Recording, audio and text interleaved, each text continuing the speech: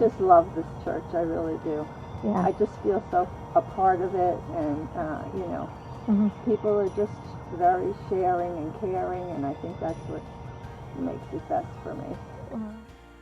Helping other people when they're sick, or you know, if they need, like with groceries and stuff like that, make sure they're receiving communion when they can. So.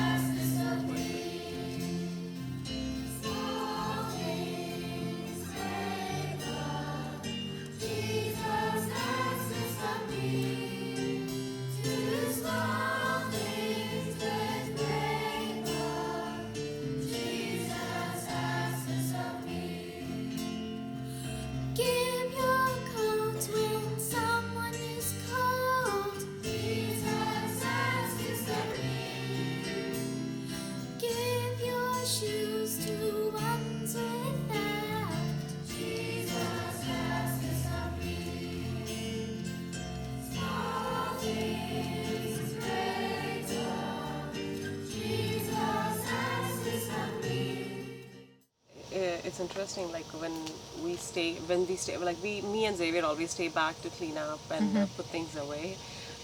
Sometimes we may have to get somewhere, so we would just like skip it, and I do let David know. But then these kids start questioning us, like, why didn't we help clean today? Like, you know, we cannot go like that. I'm like, yeah, that's become part of our routine and part of our life. Yeah. Oh, the song that love is raising is of pure, unending light in the voices of her people, rising to eternal skies. Now the darkness shall be swallowed by the living word of God. Oh, the song that love is raising is a song for everyone.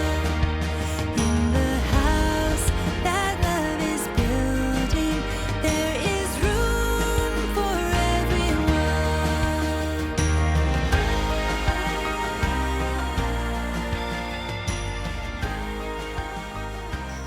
We didn't go to the first Mass, but we started in August of 2000, so I think we went to the third Mass there.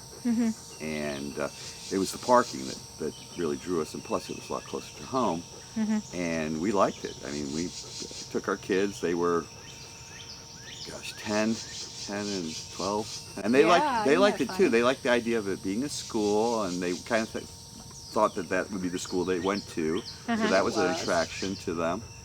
And we enjoyed it. It was a nice. Well, from the beginning, it had that community feel. Yeah. Small, very personal. Welcoming and getting you to welcome others, and just creating that whole sense of belonging. Yeah. But sometime during that period, I know roughly about when.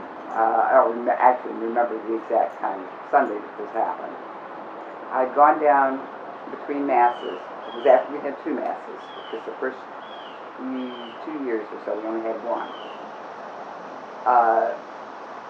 I went down to just check to make sure that the first Mass hadn't left a lot of debris around for the second Mass to have to try to trot through down in the seats. And I bent down, picked up a couple of things, and as I stood up, I just knew we were going to be church. And after that, I'm like, okay, you got me, I'll stay.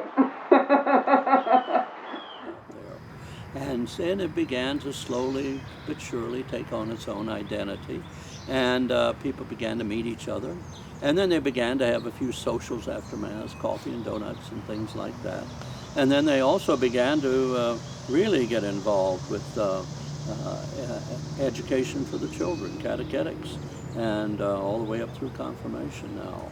And so just to see all this happening, to see people not just coming and going from church, but building a church family, was an exciting, for me just to see it at a distance and then every now and then be present to it.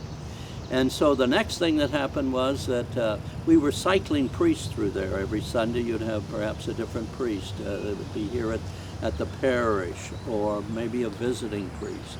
And the joy of having a full-time man assigned to the ministry at that location was just a joy. And we think of Father Dan Ashwald and all he's done now to take the enthusiasm of the community and focus it on a new building project.